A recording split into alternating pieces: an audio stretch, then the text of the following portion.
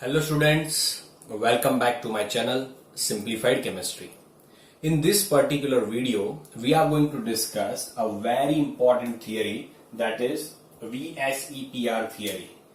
The full form of it is valence shell electron pair repulsion. तो पहले मैं इसका इंस्ट्रक्शन दे देता हूं, फिर उसके बाद हम ये थियरी समझेंगे कि ये थियरी क्यों आया। तो फर्स्ट ऑफ ऑल आप देख रहे थे कि लुइस का जो थियरी था वो शेप ऑफ मॉलिक्यूल्स नहीं समझा पाया था। शेप ऑफ मॉलिक्यूल्स जो है वो नहीं समझा पाया था। कौन? तो लुइस का थियरी शेप ऑफ मॉलिक्यूल्स नहीं समझा पाए थे। उसके बाद हमने कंसेप्ट देखा हाइब्रिडाइजेशन। तो हाइब्रिडाइजेशन का कंसेप्ट क्या दिखाता था? हमें ज्योमेट्री दिखाता था बट वो शेप नहीं दिखाता था।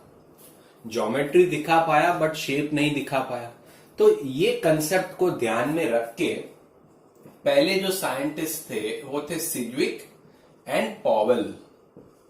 ठीक है, कौन कौन था? सिज्विक एंड पॉवेल। उन्होंने इन 1940 ये रिपल्जन थियरी के बारे में हमको कुछ नॉलेज दिया। तो फर्स्ट ये थियरी एक्सप्लेन किसने की? सिज्विक एंड पॉवेल। एंड बाद में ये थियरी में कुछ मॉडिफाई किया, कुछ डेवलप किया फर्दर। वो किसने किया? तो आप कह सकते हो नायहॉम एंड गिलेस्पी।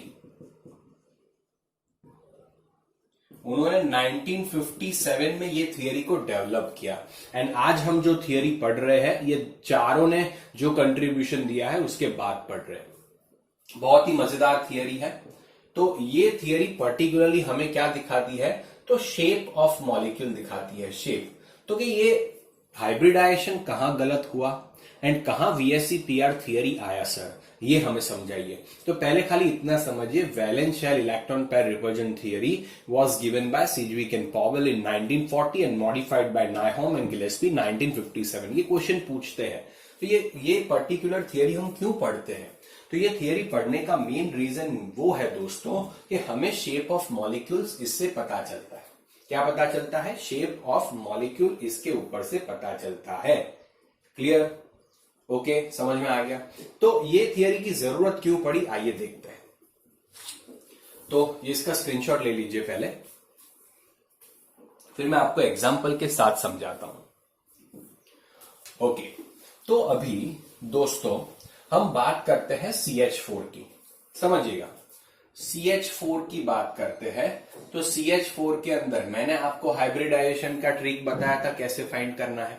तो कार्बन के कितने वैलेंस इलेक्ट्रॉन होते हैं? 4। हाइड्रोजन के 1 1 4 जा 4, तो 8 होता है। 8 होगा टोटल, तो 2 से डिवाइड करेंगे तो क्या हो गया? 4। तो 4 आया, इट मीन्स हाइब्रिडाइजेशन इसका आता है sp3। sp3 हाइब्रिडाइजेशन आएगा तो बॉन्ड एंगल कितना बनेगा? बॉन्ड एंगल देखना, हाँ, तो बॉन्ड एंगल कितना बनता है? 109 डिग्री 28 मिनट बनता है। कितना बनता है दोस्तों? 109 डिग्री 28 मिनट जितना बॉन्ड एंगल बनता है। फिर हमने देखा H2O कि H2O के अंदर कौन सा हाइब्रिडाइजेशन है। तो आइए देखते हैं। हाइड्रोजन 1 होता है, उसका वैलेंस इलेक्ट्रॉन 2 है, तो 2 into 1 प्लस ऑक्सीजन के कितने वैलेंस इलेक्ट्रॉन होते हैं? 6। तो इसका भी टोटल 8 हुआ, तो 2 से डिवाइड करेंगे तो 4 आया। तो इसका भी हाइब्रिडाइजेशन sp3 बना। तो इसका भी बॉन्ड एंगल कितना होना चाहिए? 109 डिग्री 28 मिनट होना चाहिए। फिर हमने देखा NH3।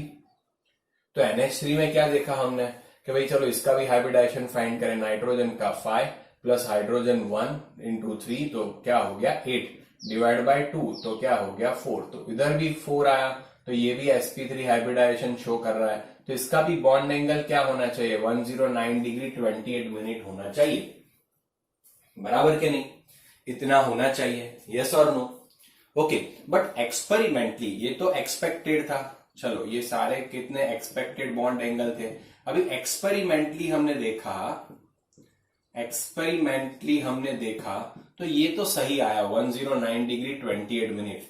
ये जो बॉन्ड एंगल था वो सही आया, बट NH3 का बॉन्ड एंगल जो था 107 डिग्री आ गया।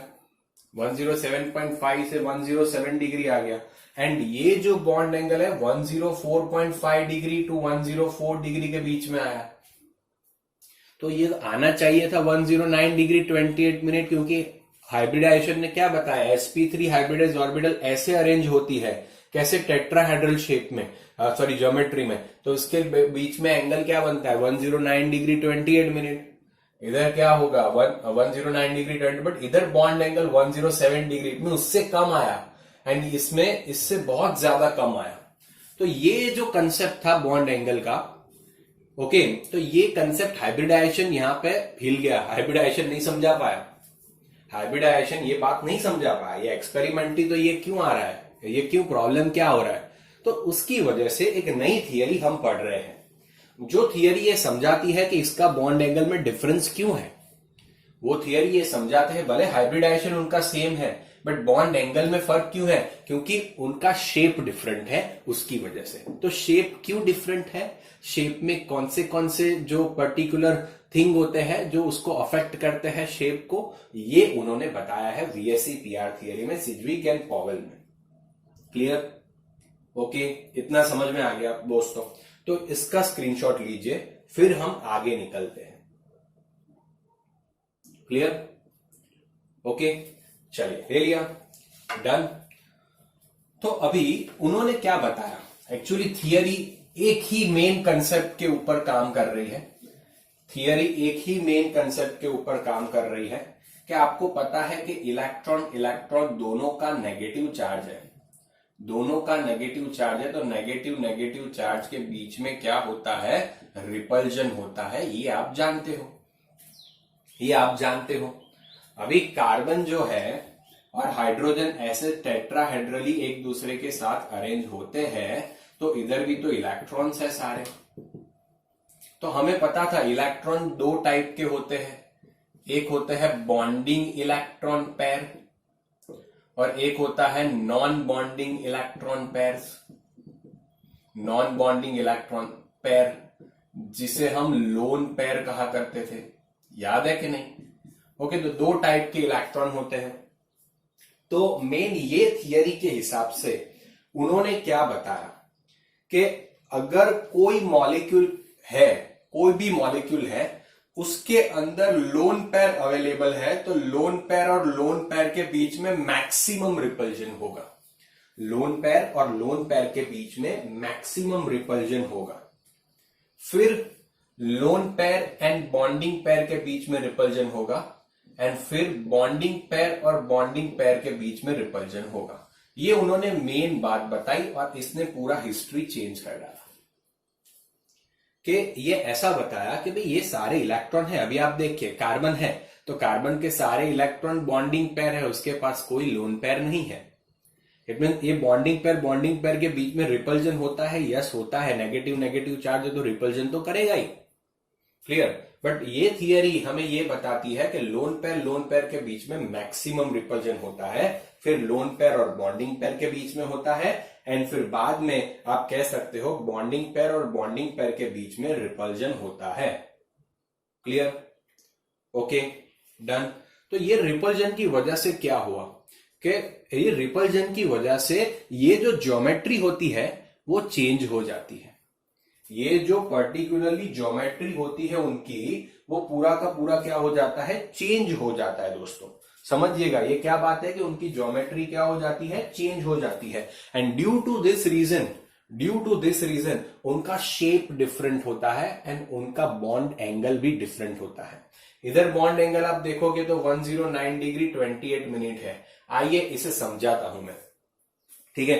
पहले मैं इसको समझाता हूं, बट पहले आप इसका स्क्रीनशॉट ले लीजिए क्योंकि ये बहुत ही इंपॉर्टेंट बात है। आप उसका स्क्रीनशॉट ले लीजिए, ठीक है? फिर हम आगे बढ़ते हैं।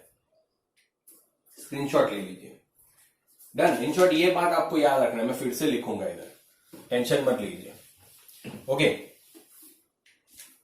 तो क्या बताया ये थियरी ने, लोन पेयर के बीच में मैक्सिमम रिपल्जन होगा, फिर लोन पेयर बॉन्डिंग पेयर के बीच में रिपल्जन होता है, फिर बॉन्डिंग पेयर के बीच में रिपल्जन होता है, बिकॉज ऑर्बिटल्स बेसिकली क्या होते हैं, इलेक्ट्रॉन्स होते हैं। तो इलेक्ट्रॉन्स के बीच में क्या होता है, रिपल्जन होता है। अभी हम एग्जाम्पल लेते हैं CH4 का, NH3 का एंड H2O का। तो ये तीनों के बॉन्ड एंगल को हम देखेंगे, ये तीनों के बॉन्ड एंगल को हम देखेंगे। तो जनरली तीनों में हाइब्रिडाइजेशन क्या बन रहा है, sp3 बन रहा है, इधर भी sp3 बन रहा है, इधर भी sp3 हाइब्रिडाइजेशन बन रहा है। तो एक्सपेक्टेड बॉन्ड एंगल क्या होना चाहिए, 109 डिग्री 28 मिनट, ज्योमेट्री के हिसाब से 109 डिग्री 28 मिनट, 109 डिग्री 28 मिनट। इसमें सेम था, इसमें 107 डिग्री था और इसमें 104.5 डिग्री था। तो ये फर्क इसमें क्यों आया, तो आइए देखते हैं, ये कंसेप्ट को समझते हैं, ये कंसेप्ट को लेके। ओके, तो CH4 की बात करें तो CH4 में ऐसा कुछ अरेंजमेंट होता है। तो आप देख सकते हो कार्बन के पास 4 वैलेंस इलेक्ट्रॉन होते हैं, तो मैं बता देता हूं 1 2 3 एंड 4, एंड हाइड्रोजन भी एक एक इलेक्ट्रॉन इधर शेयर करता है। तो इसके सारे इलेक्ट्रॉन्स आप देख सकते हो बॉन्डिंग है, सारे इलेक्ट्रॉन्स क्या है, बॉन्डिंग है। आप इधर देख सकते हो बॉन्डिंग पेयर और बॉन्डिंग पेयर के बीच में कैसा रिपल्जन होता है, सबसे लीस्ट रिपल्जन होता है दोस्तों, सबसे कम रिपल्जन होता है। And due to that less repulsion ये अपनी जगह से हिलते नहीं है, ज्योमेट्री के हिसाब से ही बने रहते हैं, उतना रिमार्केबल रिपल्जन नहीं होता है बॉन्डिंग पेयर के बीच में, ये हमेशा याद रखना। तो इसीलिए ये अपनी स्पेस से हटते नहीं है, अपना ज्योमेट्री चेंज नहीं करते, जो उनका ज्योमेट्री होता है वही उनका शेप होता है, जो उनका ज्योमेट्री होता है वही उनका क्या होगा, शेप होगा। समझिएगा ये बात को, बहुत इंपॉर्टेंट बात है, जो उनका ज्योमेट्री होगा वही उनका शेप होगा। ठीक है, अभी ये बात NH3 में, इसलिए उसका बॉन्ड एंगल चेंज नहीं होता, 109 डिग्री 28 मिनट होता है। पहले तो मैं बॉन्ड एंगल आपको समझाना चाहूंगा, बॉन्ड एंगल होता क्या है। तो बॉन्ड एंगल जो सेंट्रल एटम होता है, समझिएगा इसको, सेंट्रल एटम के अराउंड बॉन्डिंग इलेक्ट्रॉन पेयर जो होती है उनके द एंगल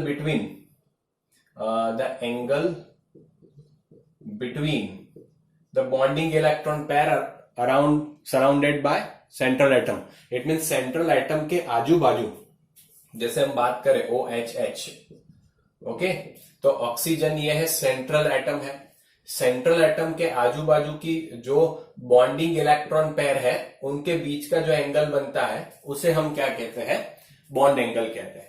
तो सेंट्रल एटम है, उसके आजू बाजू दो बॉन्ड पेयर के बीच में जो एंगल बनता है उसे हम क्या कहते हैं, बॉन्ड एंगल कहते हैं। तो आइए NH3 में देखते हैं। तो NH3 का स्ट्रक्चर क्या होगा, एक लोन पेयर इधर होगी, H इधर, एक H पीछे, एक H इधर। ये H पीछे है क्योंकि 3 डायमेंशनल स्ट्रक्चर है ना, टेट्राहेड्रल स्ट्रक्चर, जैसे हमने बताया था ज्योमेट्री क्या रहेगी उसकी, टेट्राहेड्रल। तो कुछ ऐसा बनता है दोस्तों, ठीक है, मैं ट्राई करके आपको दिखाता हूं। ऐसा देख रहे हो, समझ रहे हो आप बात को, ओके, कुछ ऐसा बनेगा। ये आपका रहा NH3, पीछे वाला दिख रहा है। तो ये जो एंगल बना ये आपका बॉन्ड एंगल बना, ठीक है। तो ये एंगल जो बन रहा है इधर, ये 107 डिग्री बन रहा है। तो क्यों ऐसा, हाइब्रिडाइजेशन तो sp3 है, बट दोस्तों आप देख रहे हो इसके पास एक लोन पेयर है। चलिए लोन पेयर को मैं ऐसे रिप्रेजेंट करता हूं, ऐसे तो हमें दिखे कि यहां पे लोन पेयर है।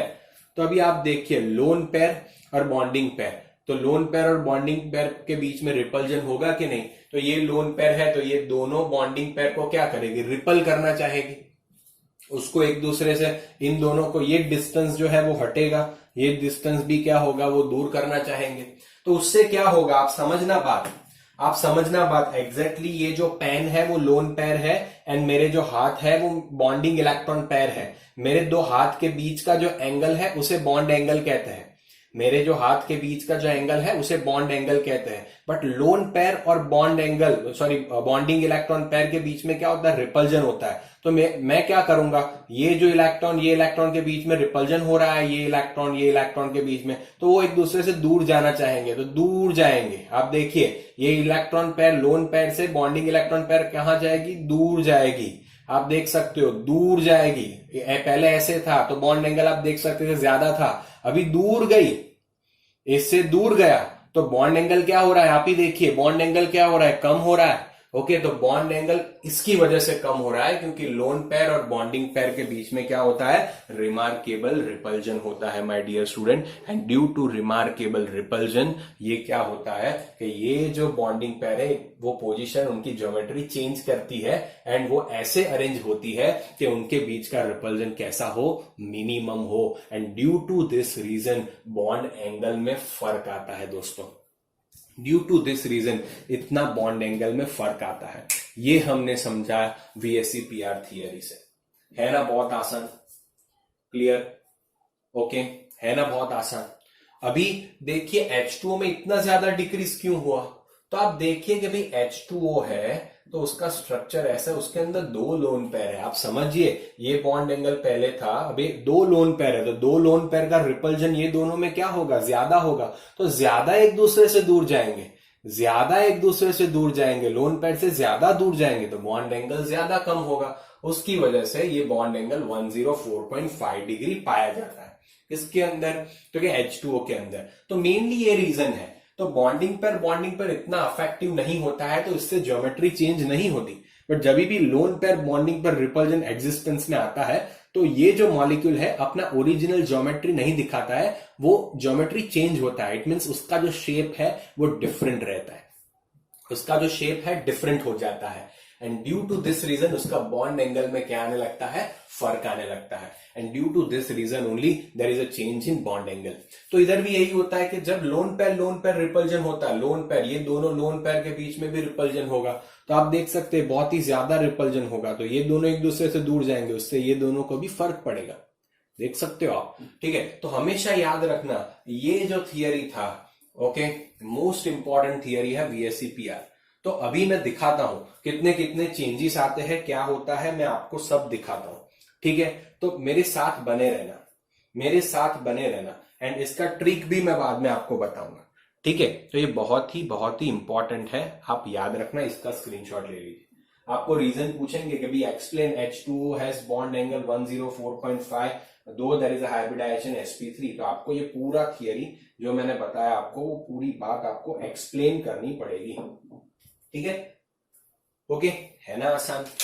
चलिए, तो अभी फर्क कितना कितना होता है, तो अगर एक लोन पेयर है, 2 लोन पेयर है, तो शेप में क्या फर्क होता है। तो ये थियरी तो बेसिकली दिखाती है किसके बारे में, शेप के बारे में दिखाती है, हमें किसके बारे में दिखाती है, शेप के बारे में दिखाती है। तो आइए देखते हैं शेप में क्या क्या फर्क होता है, ठीक है, आइए देखते हैं। तो फर्स्ट हम देखते हैं sp हाइब्रिडाइजेशन। sp हाइब्रिडाइजेशन क्या होगा, जब नंबर ऑफ इलेक्ट्रॉन पेयर कितनी होंगी, 2 होंगी। हमने देखा था ना 2 था तब sp हाइब्रिडाइजेशन होता था, क्लियर। इट मीन्स कैसे टाइप के मॉलिक्यूल होंगे, टाइप ऑफ मॉलिक्यूल, ये बहुत ही बढ़िया सा क्वेश्चन है, टाइप ऑफ मॉलिक्यूल। तो आप देखिए एक सेंट्रल मॉलिक्यूल होगा एंड उसके आजू बाजू 2 दूसरे एटम होंगे, सेंट्रल एटम होगा, उसके आजू बाजू 2 एटम होंगे। तो AB2 टाइप जब भी होगा तब जाके sp हाइब्रिडाइजेशन होता है, AB2 टाइप जब भी होगा तब जाके sp हाइब्रिडाइजेशन होता है, ठीक है, ओके। चलिए, इससे पहले मैं आपको हाइब्रिडाइजेशन फाइंड करने की एक दूसरी ट्रिक बताता हूं। हाइब्रिडाइजेशन की एक ट्रिक तो मैंने बता दी, अभी दूसरी ट्रिक बताता हूं जो स्ट्रक्चर से कैसे पता चलता है, स्ट्रक्चर से कैसे हाइब्रिडाइजेशन पता चलता है। तो आपको याद रखना है हाइब्रिडाइजेशन, देखिए 2 आया आंसर तो sp रहेगा, 3 आया तो sp2 रहेगा, 4 आया तो sp3 रहेगा, 5 आया तो sp3d रहेगा, 6 आया तो sp3d2 रहेगा। ये तो आपको पता ही है दोस्तों, ठीक है। अभी ये कैसे फाइंड करने का, नंबर ऑफ इलेक्ट्रॉन पेयर कहते हैं इसे, नंबर ऑफ इलेक्ट्रॉन पेयर 2 आया तो sp हाइब्रिडाइजेशन, बट ये कैसे फाइंड करेंगे, तो इसके लिए मेरे पास एक ट्रिक है, आप समझ लेना, मैं इधर लिख रहा हूं। तो number of electron pair is equal to atom, मैं इतना लिख सकता हूं, number of elements, number of elements attached with that atom, attached with that atom plus delocalized plus lone pair, आप इतना लिखो खाली, plus lone pair. Lone pair कैसी होनी चाहिए, वो कहीं पे शिफ्ट होनी नहीं चाहिए, कहीं पे घूमनी नहीं चाहिए लोन पेयर, लोन पेयर कहीं पे शिफ्ट होनी नहीं चाहिए, वो ही लोन पेयर हम काउंट कर सकते हैं। जैसे चलिए मैं बात करता हूं BeCl2 की। तो पहले ये हाइब्रिडाइजेशन तभी आप फाइंड कर सकते हो अगर आपको स्ट्रक्चर पता है। अगर आपको क्या है, इसका स्ट्रक्चर पता है। तो BeCl2 है, तो BeCl2 में आपको पता है कि 2 Cl एक ऐसे ऐसे अटैच होते हैं। तो ये सेंट्रल एटम है। सेंट्रल एटम के पास पहले कोई लोन पेयर है? नहीं है। उसके पास कितने एलिमेंट से अटैच है? तो बेरिलियम 2 क्लोरीन से अटैच है, तो मैं 2 लिख लूंगा। उसके पास कोई लोन पेयर है? नहीं है, लोन पेयर 0। तो 2 + 0 = 2। तो हाइब्रिडाइजेशन क्या बना? sp। हाइब्रिडाइजेशन क्या बना? sp। तो आप देख सकते हो sp में क्या BeCl2 है, तो Ab2 टाइप मॉलिक्यूल बना। क्या बना? Ab2 टाइप मॉलिक्यूल बना कि नहीं? ठीक है, तो जनरली ये क्या होता है, Ab2 टाइप ऑफ मॉलिक्यूल बनता है। ठीक है, समझ में आया कि नहीं? चलिए पहले हाइब्रिडाइजेशन का कंसेप्ट आपका क्लियर करते हैं। BF3 की बात करते हैं। चलिए, तो ये BF3 ऐसे अटैच है। मुझे B का हाइब्रिडाइजेशन फाइंड करके दो BF3 के अंदर। तो ये B है, उसके पास कोई लोन पेयर नहीं है, 3 एलिमेंट के साथ अटैच है। तो 3 प्लस उसके पास कोई लोन पेयर नहीं है, 0। तो 3 आया तो क्या आ गया? sp2। ये बोरॉन का हाइब्रिडाइजेशन क्या हो गया दोस्तों? sp2 हो गया। अभी चलिए PCl5 में मैं आपको बता रहा हूं, फाइंड करिए। PCl5 के अंदर एक Cl इधर, एक Cl ऐसा है। तो आप कैसे फाइंड करोगे PCl5 के अंदर? तो P है, आप देखिए सेंट्रल एटम 1 2 3, उसके साथ कितने एलिमेंट अटैच है? 5, प्लस लोन पेयर नहीं है 0, तो 5। तो 5 मीन्स क्या आएगा? sp3d। इसका हाइब्रिडाइजेशन क्या आया? sp3d आया। बट दोस्तों एक कंडीशन इसमें है, लोन पेयर घूमनी नहीं चाहिए। देखिए H2O, तो H2O का स्ट्रक्चर पता होना चाहिए आपको। तो H2O के अंदर सेंट्रल एटम O है, उसके साथ कितने एलिमेंट अटैच है? 2 एलिमेंट अटैच है। कितनी लोन पेयर है? 2। क्या लोन पेयर कहीं पे शिफ्ट हो सकती है? नहीं हो सकती है। ये ऑर्गेनिक में पढ़ेंगे ये वाला कंसेप्ट, कहीं पे और शिफ्ट हो सकता है कि नहीं हो सकता है। कॉन्जुगेशन होगा तो शिफ्ट हो सकता है, ये सब देखेंगे ऑर्गेनिक में। ये नहीं शिफ्ट हो रही है, यहां से यहां नहीं जाएगा। तो 0, उसके अंदर कितनी लोन पेयर है? 2। अगर लोन पेयर शिफ्ट नहीं होती तो ही उसे काउंट करेंगे, लोन पेयर शिफ्ट हो रहा है तो उसे काउंट नहीं करेंगे। उसका भी एक एग्जांपल देके बताऊंगा इसमें ही, तो आपका क्या कंसेप्ट क्लियर हो जाएगा। ठीक है, ओके डन। तो 2 + 2 4, तो इट मींस इसका हाइब्रिडाइजेशन क्या बना? sp3। NH3 की बात करते हैं, तो ये हो गया NH3। तो आप देखिए नाइट्रोजन के पास कितने एलिमेंट अटैच है? 3, प्लस कितनी लोन पेयर है? 1। तो 3 + 1 4, तो वो भी sp3। है ना आसान? है ना आसान? मजेदार है कि नहीं है? ठीक है, इसका स्क्रीनशॉट लीजिए, इसका स्क्रीनशॉट लीजिए। Done done done done. Okay okay okay. चलिए, तो अभी मैं ये बात बताना चाहता था, थोड़े बहुत इसके डिफरेंट एग्जाम्पल भी देख ले, बट ये स्ट्रक्चर होगा तभी पॉसिबल है। जैसे चलिए CH2 डबल बॉन्ड CH2, उसमें कितने कार्बन है? 2 कार्बन है। समझिएगा, मुझे ये कार्बन का हाइब्रिडाइजेशन फाइंड करना है, ये कार्बन का हाइब्रिडाइजेशन फाइंड करना है। तो ये कार्बन कितने एलिमेंट के साथ अटैच है? 1 2 एंड 3, 3 एलिमेंट के साथ अटैच है। ठीक है, प्लस उसके पास कोई लोन पेयर है? नहीं है। 3 + 0 = 3, तो इसका हाइब्रिडाइजेशन बनेगा sp2। ये कार्बन का क्या बनेगा? 1 2 3, तो वो भी 3 + 0, तो वो भी क्या आएगा? sp2 हाइब्रिडाइजेशन आएगा। अभी मैंने बताया वो इसमें बताया। एक बात करते हैं CH3 CH2 NH2। Okay, CH3 CH2 NH2, ये ऐसा कंपाउंड है, मैंने उसको खाली खोल के बताया है। CH3 CH2 NH2, एंड दूसरा कंपाउंड ले रहा हूं CH3 CONH2। तो CH3 CONH2 को भी इधर मैं स्ट्रक्चरल फॉर्मूला में ऐसे दिखा रहा हूं। ओके, तो इन दोनों में नाइट्रोजन का हाइब्रिडाइजेशन फाइंड करना है। ये नाइट्रोजन का हाइब्रिडाइजेशन फाइंड करना है। दोनों में नाइट्रोजन का हाइब्रिडाइजेशन फाइंड करना है। तो वो कैसे करोगे? तो देखिए, पहले ये नाइट्रोजन की बात करते हैं। 1 2 3 के साथ अटैच है, ये लोन पेयर भी है। तो 3 + 1 फॉर्मूला से क्या आएगा? 4। तो ये नाइट्रोजन का हाइब्रिडाइजेशन निकला sp3। ये नाइट्रोजन का हाइब्रिडाइजेशन क्या निकला दोस्तों? sp3 निकल रहा है। समझ रहे हो? sp3 हाइब्रिडाइजेशन निकला।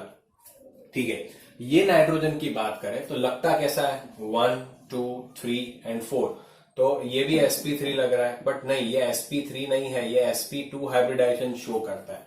क्यों sp2 हाइब्रिडाइजेशन शो करता है? क्योंकि आप देखिए दोस्तों, इधर लोन पेयर दिख रहा है, लोन पेयर दिख रहा है, एंड इधर डबल बॉन्ड दिख रहा है।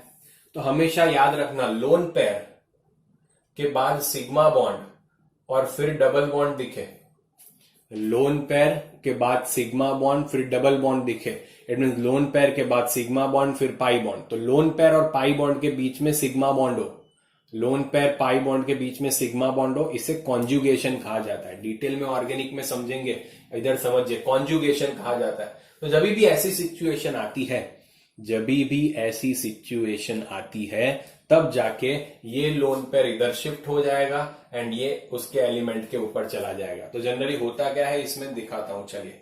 तो ये CH तो ये सेम ही रहता है, ओके। ये लोन पेयर यहां पे शिफ्ट हो जाता है, तो ये कार्बन पे क्या आ जाएगा, N, इधर H और H आ जाएगा। समझ रहे हो? तो अभी ये कार्बन के पास तो देखो 1 2 3 4, कार्बन की तो 4 ही वैलेंसी होती है, तो 1 2 3 4 4 उसने बना दिया। अभी ये डबल बॉन्ड फॉर्म करा तो 5 हो गई, तो वो तो पॉसिबल नहीं है, इसलिए इलेक्ट्रॉन, पाई इलेक्ट्रॉन इधर चले जाते हैं। तो पाई इलेक्ट्रॉन ऑक्सीजन के ऊपर चलेगा, तो इसके ऊपर नेगेटिव चार्ज, इसके ऊपर पॉजिटिव। क्यों पॉजिटिव आया? क्योंकि इसने इलेक्ट्रॉन को डोनेट किया है, तो पॉजिटिव, इसने गेन किया है, तो नेगेटिव। अभी नाइट्रोजन देखिए कितने एलिमेंट के साथ अटैच है, 1 2 एंड 3, ओके। तो 3 ही है, इसीलिए sp2। तो मैंने बताया ना, जो लोन पेयर वो ही कंसीडर करेंगे जो कहीं पर शिफ्ट नहीं होती। कैसी लोन पेयर शिफ्ट नहीं होगी, देखिएगा, ओके। कैसी लोन पेयर शिफ्ट नहीं होती, तो चलिए एक दूसरा एग्जांपल देता हूं आपको। कैसी लोन पेयर शिफ्ट नहीं होती, तो जो लोन पेयर के बाद सिग्मा बॉन्ड और उसके बाद पाई बॉन्ड नहीं होना चाहिए, तभी शिफ्ट नहीं होगी, बाकी शिफ्ट होगी। ठीक है, चलिए देखते हैं एक दूसरा एग्जांपल।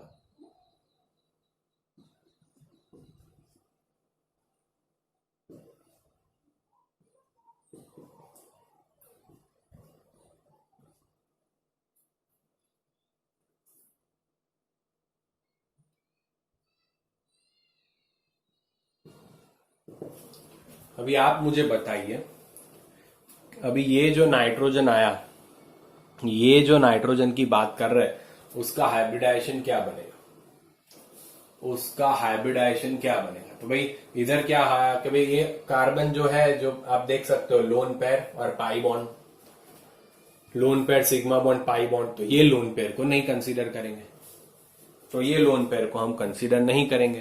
तो इसलिए याद रखना, ऐसे क्वेश्चन जब भी पूछे जाते हैं तो याद रखना है, कभी लोन पेयर को कंसीडर नहीं करना। लोन पेयर के बाद सिग्मा बॉन्ड हो, फिर पाई बॉन्ड, ठीक है। इधर क्या था, लोन पेयर इधर गया, इट मीन्स 2 इलेक्ट्रॉन गए तो एक बॉन्ड बन रहा है, ये कार्बन 1 2 3 नया बनेगा, वो 4 5 बॉन्ड कभी बना सकता है कार्बन? नहीं, 4 ही बनाता है।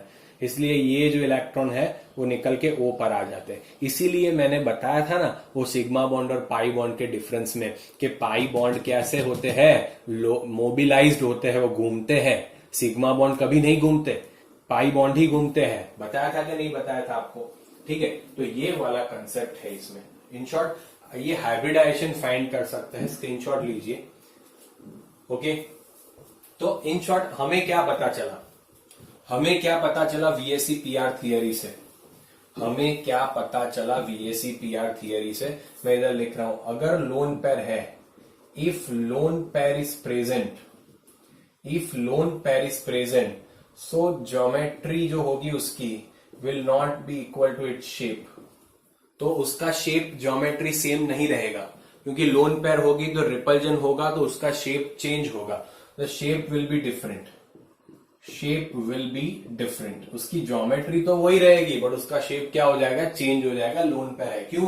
क्योंकि लोन पेयर बॉन्डिंग पेयर के बीच में एंड लोन पेयर के बीच में सबसे ज्यादा रिपल्जन होता है। ऐसा किसने बताया हमें? फिज्विक एंड पॉवेल ने, ठीक है, एंड नायहॉम एंड गिलेस्पी ने। तो इतना बताया। तो अभी हम बात करते हैं, जब नंबर ऑफ इलेक्ट्रॉन पेयर 2 होता है तो टाइप ऑफ मॉलिक्यूल क्या आता है, AB2 टाइप के मॉलिक्यूल आते हैं, ओके। एंड उसका जो बॉन्ड एंगल होता है, उसका जो ज्योमेट्री है, ज्योमेट्री क्या रहेगा, लीनियर रहेगा। इसमें शेप भी उसका आप कह सकते हो लीनियर रहेगा, क्योंकि इसमें कोई लोन पेयर नहीं है। इसमें कोई लोन पेयर नहीं है, इसलिए उसका ज्योमेट्री क्या रहेगा, लीनियर। एंड बॉन्ड एंगल लिख रहा हूं इधर, बॉन्ड एंगल 180 डिग्री रहेगा। क्या रहेगा, 180 डिग्री। इसके बहुत सारे एग्जाम्पल ले सकते हो आप। ओके, बहुत सारे एग्जाम्पल है, बट इधर मैं एग्जाम्पल में लिख रहा हूं BCl2। मैं क्या लिख रहा हूं, BCl2 लिख रहा हूं बस। इसमें कोई लोन पेयर जनरली देखा नहीं गया है अभी तक, सारे कंपाउंड स्टडी किए उसमें, तो आपको कोई घबराने की जरूरत नहीं है। ठीक है, ओके, डन। अभी हम बात करते हैं sp2 की। तो sp2 में नंबर ऑफ इलेक्ट्रॉन पेयर क्या होती है, 3। उसका मॉलिक्यूलर टाइप क्या होता है, AB3 टाइप का मॉलिक्यूलर टाइप होता है। ठीक है, AB3 टाइप का मॉलिक्यूलर टाइप होता है। उसका ज्योमेट्री आप देखो तो क्या होगा, ट्राइगोनल प्लेनर। क्या कहते हैं, ट्राइगोनल प्लेनर। ये सारी चीजें याद रखनी पड़ेगी, ट्राइगोनल प्लेनर। Okay, clear. तो इसका बॉन्ड एंगल कितना होगा, 120 डिग्री। इसका एग्जांपल बताता हूं, BF3। बट अगर इसमें कोई लोन पेयर है, ऐसा कंपाउंड पाया जाता है, तो sp2 हाइब्रिडाइजेशन ही होता है, 3 लोन पेयर होते हैं, बट ऐसा स्ट्रक्चर होता है AB2E, या तो ऐसा लिख सकते हैं AB2L, जहां पे E और L क्या है, लोन पेयर, एक लोन पेयर है। जिसमें क्या है, एक लोन पेयर है, एक लोन पेयर है, AB2E स्ट्रक्चर लिख सकते हैं। तो तब जाके उसकी ज्योमेट्री, उसका शेप, मैं इधर लिख देता हूं शेप। ठीक है, तो उसका शेप जो है ट्राइगोनल प्लेनर नहीं रहता है, वो एंगुलर हो जाता है। वो कैसा हो जाता है, एंगुलर शेप। तो ट्राइगोनल प्लेनर कैसा होता है, जो देखो मैं बताता हूं। ओके, ट्राइगोनल प्लेनर जनरली ऐसा होता है, सबके बीच में 120 डिग्री ट्राइगोनल प्लेनर। ठीक है, 120 डिग्री सबके बीच में होता है, ऐसा होता है। बट जब भी कोई लोन पेयर होता है, एक लोन पेयर आता है इसमें, तो वो एंगुलर हो जाता है। तो ये थोड़ा नजदीक आ जाता है, एंगुलर बन जाता है। ठीक है, याद रखना, ये याद ही रखना पड़ेगा। एंड उसका बॉन्ड एंगल कोई फिक्स नहीं होता है, तो आप याद रखना, नॉट फिक्स्ड। एंड उसके एग्जाम्पल कौन से आएंगे, जितने भी इतने टाइप के AB2E टाइप के, जैसे SnCl2 ले लो, SnCl2। ठीक है, तो वो भी उसका एग्जाम्पल आ सकता है। बहुत सारे एग्जाम्पल है, बहुत सारे एग्जाम्पल। आप NH3 भी कह सकते हो, आप NH3 भी कह सकते हो। नहीं, NH3 नहीं, ये AB2E टाइप है ना, SnCl2। यस, तो SnCl2 ही आएगा इसका टाइप। ठीक है, ओके, समझ में आया इन शॉर्ट। तो ये सारे आपको याद रखने पड़ेंगे दोस्तों। ओके, चलिए, तो sp2 में 2 ही पॉसिबिलिटी है, AB3 AB2E। एक ही लोन पेयर हो सकता है, एक से ज्यादा लोन पेयर नहीं हो सकता है। अभी थर्ड बात करते हैं sp3। उसका नंबर ऑफ इलेक्ट्रॉन पेयर 4 आएगा। तो उसका जनरली टाइप क्या होता है, AB4 होता है। एंड उसका ज्योमेट्री और शेप क्या होता है, टेट्राहेड्रल होता है। ओके, उसका बॉन्ड एंगल कितना होता है, 109 डिग्री 28 मिनट। एंड उसका एग्जाम्पल है CH4। इसमें अगर ये कुछ आ रहा है, AB4 टाइप है, तो कोई प्रॉब्लम नहीं रहेगा। बट उसमें देखा गया है, भले ही sp3 हो, 4 हो, इसमें AB3E टाइप भी मिल रहा है। AB3E, जहां पे E क्या है, लोन पेयर है, तो वो होता है, वो कैसा शेप बनाता है, तो वो पिरामिडल शेप बनाता है। कैसा शेप बनाता है, पिरामिडल। ओके, तो वो कैसा शेप बनाता है दोस्तों, पिरामिडल शेप बनाता है, याद रखना। एंड उनका बॉन्ड एंगल कितना होता है, 107 डिग्री। एंड उसका एग्जांपल है NH3। क्यों होता है, मैंने समझा दिया है, क्यों होता है मैंने समझा दिया। बट मॉलिक्यूलर टाइप क्या आया, E क्या दिखा रहा है, लोन पेयर। NH3 के ऊपर एक लोन पेयर होता है ना, वो E, और ये A है, और ये HB दिखाया गया, तो AB3E टाइप का स्ट्रक्चर हो गया। ठीक है, इधर एक और भी पॉसिबल है sp3 में, 4 में ही, AB2E2 दो भी पॉसिबल है। एंड वो शेप क्या हो जाता है, तो वो शेप को V शेप कहते हैं, उसको बेंट शेप भी बोला जाता है, और उसको एंगुलर शेप भी बोला जाता है। जैसा ऊपर हो जाता है, बेंट भी कहते हैं एंगुलर को, क्या कहते हैं, बेंट। ओके, तो बेंट हो जाता है, उसकी वजह से बेंट कहते हैं। एंड उसमें बॉन्ड एंगल कितना होगा, 104.5 डिग्री, 104.5 डिग्री। उसका एग्जाम्पल H2O रहेगा। उसका एग्जाम्पल क्या रहेगा, H2O। मैंने अभी बता, स्क्रीनशॉट लीजिएगा, बहुत ही इंपॉर्टेंट टेबल है दोस्तों। बहुत ही इंपॉर्टेंट टेबल है, बहुत ही इंपॉर्टेंट सी बात बताने जा रहा हूं, तो याद रखना, ठीक है। Due to one lone pair tetrahedral pyramidal हो जाता है, एंड दो लोन पेयर की वजह से टेट्राहेड्रल बेंट हो जाता है। टेट्राहेड्रल का शेप क्या हो जाता है? बेंट हो जाता है। तो आपको अगर कोई भी कंपाउंड पूछा गया है तो कैसे फाइंड करना है वो भी ट्रिक से बताऊंगा, ठीक है। हमारी ट्रिक सेम ही रहेगी, उससे आपको सब पता चल जाएगा। पहले इतना क्लियर हो गया, ओके, इसका स्क्रीनशॉट ले लिया। चलिए अभी हम बात करते हैं sp3 के बाद दूसरा आता है हमारा sp3d। दूसरा हमारा हाइब्रिडाइजेशन कौन सा पॉसिबल है, तो चलिए वो देखते हैं हम। sp3d हाइब्रिडाइजेशन होता है, तो उसमें कितना होता है आप देख सकते हो, नंबर ऑफ इलेक्ट्रॉन पेयर 5 होते हैं, एंड उसमें ab5 टाइप होगा। ab5 उसका क्या होगा? Trigonal bipyramidal. इसमें दो बॉन्ड एंगल मिलते हैं, 120 डिग्री भी मिलता है, 90 डिग्री भी मिलता है। PCl5 इसका एग्जाम्पल। अभी इसमें अगर एक लोन पेयर है, ab4e टाइप आ गया, तो ट्राइगोनल बायपिरामिडल जो होता है वो सीसो जैसा शेप हो जाता है। उसका कैसा शेप हो जाता है? सीसो जैसा शेप हो जाता है, और उसे सॉहर्स भी कहा जाता है, और उसे फोल्डेड स्क्वायर भी कहा जाता है, और उसे डिस्टॉर्टेड और इरेग्युलर ट्राइगोनल बायपिरामिडल शेप भी कहा जाता है। इन शॉर्ट सीसो आपके टेक्स्ट बुक में लिखा हुआ है, तो आप सीसो पे अड़े रहिए कि भाई एक ab5 टाइप में एक लोन पेयर होगी तो ab4e हो जाएगा, तो ट्राइगोनल बायपिरामिडल जो शेप नहीं रहेगा, क्या रहेगा? सीसो रहेगा, ठीक है। उसमें बॉन्ड एंगल जो है वो 120 डिग्री और 90 डिग्री के बीच में रहेगा, 120 डिग्री और 90 डिग्री के बीच में रहेगा। क्लियर? Okay, done. एंड अगर दूसरी टाइप की बात है ना, उसके एग्जाम्पल देख ले। उसके एग्जाम्पल में SF4 आएगा, SF4।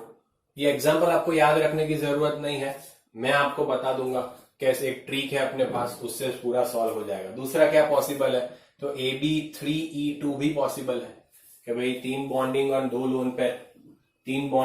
लोन पेयर, तो टी शेप्ड हो जाता है। वो कैसा हो जाता है? T shaped. इसका जो ज्योमेट्री शेप है वो कैसा हो जाता है? T shape. जनरली टी जैसे होता है वो फोल्ड हो जाता है थोड़ा, ठीक है, तो वो हो जाता है। उसका bond angle less than 90 degree होता है। कितना होता है? Less than 90 degree. एंड उसका एग्जाम्पल है IF3। एक से ज्यादा कंपाउंड भी दिखा सकते हैं, जरूरी नहीं IF3 ही दिखाएगा, एक से ज्यादा कंपाउंड भी दिखा सकते हैं, तो टेंशन लेने की जरूरत नहीं है, ठीक है। ओके, चलिए अभी और भी पॉसिबल है कि ab2e3, ऐसा भी पॉसिबल है। इट मीन दो बॉन्डिंग एंड तीन लोन पेयर। तो हमने देखा था उसका एग्जाम्पल XCF2 बहुत इंपॉर्टेंट वाला एग्जाम्पल है, याद रखना। ये लीनियर हो जाता है, तब जाके ये क्या हो जाता है? लीनियर हो जाता है। एंड लीनियर होगा तो बॉन्ड एंगल कितना रहेगा? 180 डिग्री। ओके, मैंने आपको बताया था ट्राइगोनल बायपिरामिडल ऐसे ड्रॉ करता है, एक ऊपर एक नीचे। तो XC इधर रहता है, एक F इधर आ जाता है, एक F इधर, तो ये लीनियर आ गया। एंड तीन लोन पेयर ऐसे अरेंज हो जाती है, ठीक है। तो ये लीनियर हो गया। इन दोनों के बीच का बॉन्ड एंगल क्या आएगा? 180 डिग्री। बहुत ही इंपॉर्टेंट है ये। इन शॉर्ट sp3d में 4 टाइप पॉसिबल है, ab5, ab4e, ab3e2, ab3e3। सबके शेप आपको याद रखने पड़ेंगे क्योंकि पूछते हैं। क्लियर? ओके, तो याद रखना। एंड हमेशा याद रखना, एक की पॉइंट बता रहा हूं, sp3d के अंदर जो लोन पेयर होगा वो हमेशा इक्वेटोरियल पोजीशन ही ऑक्यूपाई करता है। कौन सी पोजीशन ऑक्यूपाई करता है? इक्वेटोरियल पोजीशन ही ऑक्यूपाई करता है लोन पेयर। क्लियर?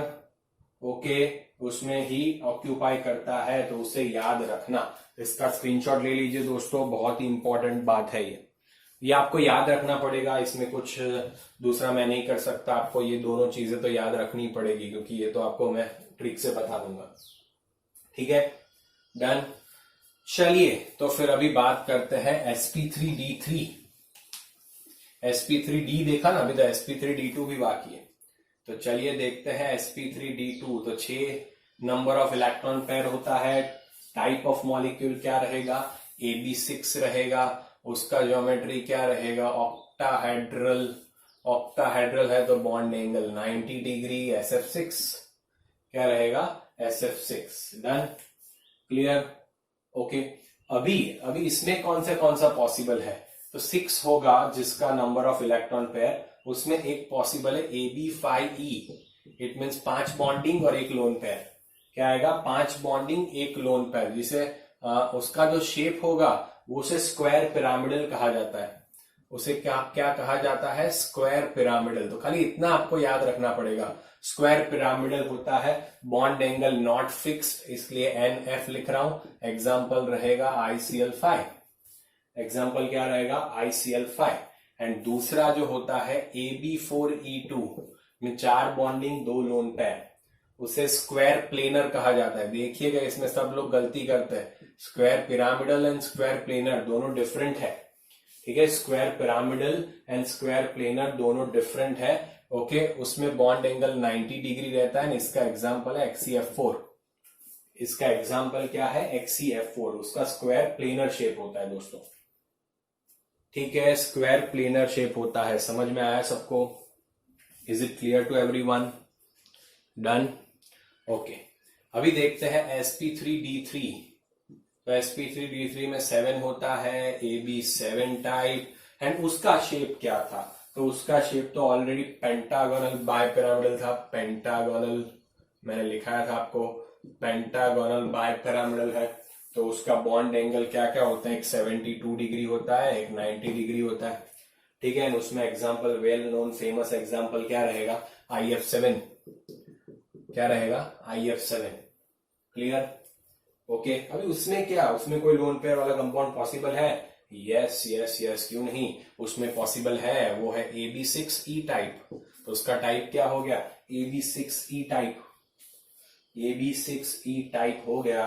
तो उसमें क्या होता है, उसका स्ट्रक्चर भी आप देखो तो डिस्टोर्टेड कहा जाता है, बट जनरली पेंटागोनल बायपिरामिडल ही आता है, पेंटागोनल बायपिरामिडल ही आता है। बॉन्ड एंगल नॉट फिक्स्ड, क्योंकि थोड़ा चेंज होता है, थोड़ा रिपल्जन की वजह से चेंज होता है। एंड उसका एग्जाम्पल रहता है XCF6, उसका एग्जाम्पल होता है XCF6, ओके, क्लियर, समझ में आ गया दोस्तों। तो ये जितने भी कंपाउंड मैंने बताए वो आपको याद रखने हैं, बहुत ही इंपॉर्टेंट है, आपको याद रखने हैं, क्लियर। तो पोजीशन आपको बहुत अच्छी तरीके से याद रखनी है। मैं आपको हर एक शेप के ड्रॉ करके नहीं बता रहा हूं, क्योंकि उतनी डिटेल में जाने की जरूरत नहीं होती है, ठीक है। पहले खाली आप उतना याद रख लो, वही बेटर है, ठीक है। अगर जरूरत पड़ी तो मैं आपको एक दूसरा वीडियो सारे शेप के ऊपर समझा दूंगा, बट उसकी मेरे हिसाब से जरूरत नहीं है, तो हमें समझने में आसानी रहेगी इतना। अभी ये तो सब सीख लिया, ठीक है, ओके। चलिए अभी इसका भी स्क्रीनशॉट ले लो। अभी मैं ट्रिक पे आता हूं। ट्रिक क्या है कि कोई भी कंपाउंड दिया हो, आप उसका शेप कैसे बता सकते हो। अभी तो आपको पता चल गया कि लोन पेयर होगी तो शेप चेंज होगा, इट मीन्स आपको VSEPR थियरी शेप के बारे में बताती है, तो आपको कैसे पता चलेगा शेप क्या होगा। तो देखिए मैं कुछ एग्जांपल्स लेता हूं, उससे आप पता करिएगा। SF6 मेरा जो मेथड है वही फॉलो करना है, हाइब्रिडाइजेशन का ट्रिक। तो सल्फर के कितने वैलेंस इलेक्ट्रॉन है, 6, समझिएगा। सल्फर के 6 वैलेंस इलेक्ट्रॉन है, फ्लोरीन के 7, 7 6 42, तो हो गए 48। 48 को 8 से डिवाइड करेंगे, क्या आंसर आएगा, 6। तो 6 आंसर आया। अभी समझिएगा, 6 आंसर आया। आपका सेंट्रल आइटम कौन है, सेंट्रल आइटम सल्फर है। तो आपको यह देखना है कि सल्फर के साथ दूसरे 6 एलिमेंट होने चाहिए। 6 एलिमेंट है, यस है, तो 6 के 6 बॉन्डिंग पेयर है। तो इधर क्या मिला आपको, 6 बॉन्डिंग पेयर मिली एंड लोन पेयर 0 मिला। इट मींस ये टाइप कौन सा मिला, AB6। तो इसका शेप क्या होगा, ऑक्टाहेड्रल। इसका बॉन्ड एंगल भी आप बता सकते हो कितना होगा, 90 डिग्री। खत्म बात, ठीक है। मॉलिक्यूलर टाइप भी बता दिया आपने, ठीक है, समझ में आया कि नहीं। चलिए अभी लेते हैं ICl5। I का 7, इसका 7 5 35, ओके। तो आप इसको टोटल करोगे तो 42 आएगा।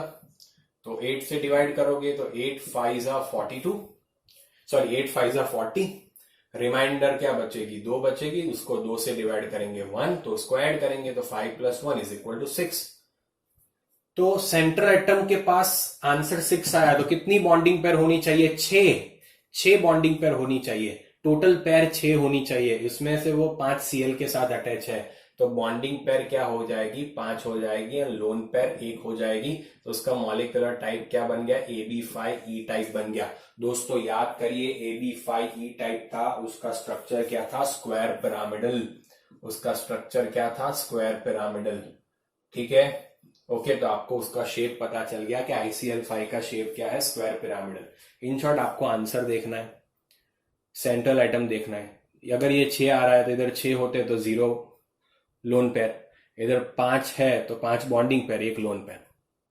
ठीक है, डन, समझ में आया कि नहीं। चलिए एक दूसरी बात बताता हूं, PCl3 में बताइए। चलिए PCl3, तो PCl3 के अंदर क्या होगा, तो PCl3 के अंदर आप देख सकते हो सिंपल कि फास्फोरस के 5 साल, क्लोरीन के 7 3 21, तो 26 होगा डिवाइड बाय 8, 8 3 24, रिमाइंडर बचता है 2, 2 डिवाइड बाय 2 1, 3 + 1 4 आएगा, तो 4 आया। तो हाइब्रिडाइजेशन तो आपको पता चल गया, इससे 4 आया तो sp3, बट शेप की बात कर रहे हैं। तो सेंट्रल एटम के साथ कितने होने चाहिए, 4, कितने हैं 3, तो बॉन्डिंग पेयर कितनी हो गई, बॉन्डिंग पेयर आपकी 4 हो गई, लोन पेयर क्या हो गई, 1 हो गई। तो ये आप सॉरी बॉन्डिंग पेयर 3 हो गई एंड लोन पेयर 1 हो गई। तो AB3E टाइप का हुआ ना मॉलिक्यूल। कौन से टाइप का हुआ दोस्तों, AB3E। तो इसका शेप क्या होगा, पिरामिडल।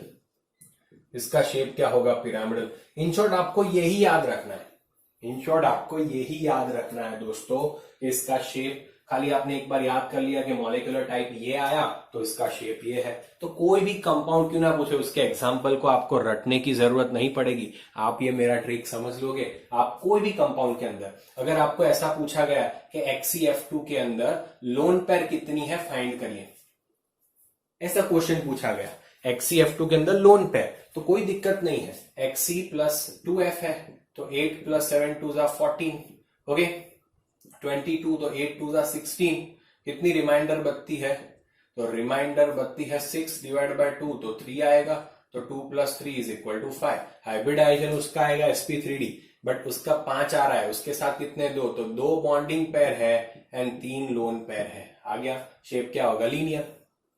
तो लोन पेयर कितनी मिली, 3। कोई भी क्वेश्चन हो दोस्तों, इसे आराम से आप कर सकते हो। तो ये था पूरा कंसेप्ट दोस्तों VSEPR थियरी का।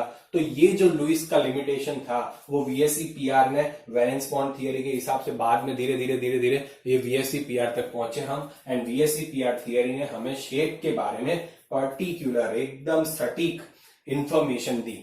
ठीक है, एकदम सटीक इंफॉर्मेशन दी। तो दोस्तों ये था VSEPR थियरी। आशा रख रहा हूं आपको सब कुछ समझ में आ गया होगा, मजा आया होगा एंड पूरा कंसेप्ट आपका क्लियर हो गया। फिर से कंसेप्ट बताता हूं कि शेप क्यों डिफरेंट होते हैं, क्योंकि लोन पेयर आ जाता है तो रिपल्जन होता है, रिपल्जन को मिनिमाइज करने के लिए ऑर्बिटल्स ऐसे एडजस्ट होती है कि उनके बीच में रिपल्जन मिनिमम हो, इसलिए उनका ज्योमेट्री चेंज हो जाता है, इसलिए उनका शेप चेंज हो जाता है। समझ में आ रहा है, ठीक है। ड्यू टू दिस रीजन ऐसा होता है, ड्यू टू दिस रीजन ऐसा होता है। क्लियर। तो अभी हम इसके ये ट्रिक की मदद से सारे क्वेश्चन एमसीक्यू इसके ऊपर से ही आते हैं, सारे क्वेश्चन आप सॉल्व कर सकते हो। कोई भी JEE नीट एग्जाम हो या तो आपका स्टेट बोर्ड का एग्जाम हो, आप सब कुछ क्लियर कर सकते हो दोस्तों। बट आप उसे बराबर समझिए, जिसको समझ में नहीं आया वो फिर से एक बार ये वीडियो देखिए और समझिए, क्योंकि बहुत ही इंपॉर्टेंट वीडियो है दोस्तों। ये बहुत ही इंपॉर्टेंट बात मैंने बताई है इसमें, तो आप प्लीज इसे जरूर देखिएगा। तो अभी इसके बाद नेक्स्ट वीडियो जो मैं बनाऊंगा वो हमारा रहेगा बॉन्ड एंगल के ऊपर, पर्टिकुलरली बॉन्ड एंगल के ऊपर एक वीडियो बनाऊंगा। ठीक है, तो बॉन्ड एंगल के बाद हम दूसरी फिर मॉलिक्यूलर ऑर्बिटल थियरी जो है वो स्टार्ट करेंगे आफ्टर बॉन्ड एंगल। तो bond angle and bond angle के बाद डायपोल मोमेंट, दो टॉपिक बचेंगे, bond angle, dipole moment. Dipole moment पे भी एक अलग से वीडियो बना दूंगा, उसके भी क्वेश्चंस आते हैं। ठीक है, तो उसके बाद हम मॉलिक्यूलर ऑर्बिटल थियरी स्टार्ट कर देंगे। ठीक है बच्चों, ओके। अगर आपको मेरा वीडियो अच्छा लगा है तो कमेंट करिए and please subscribe to my channel, share to the students and please like, press the like button. Thank you so much.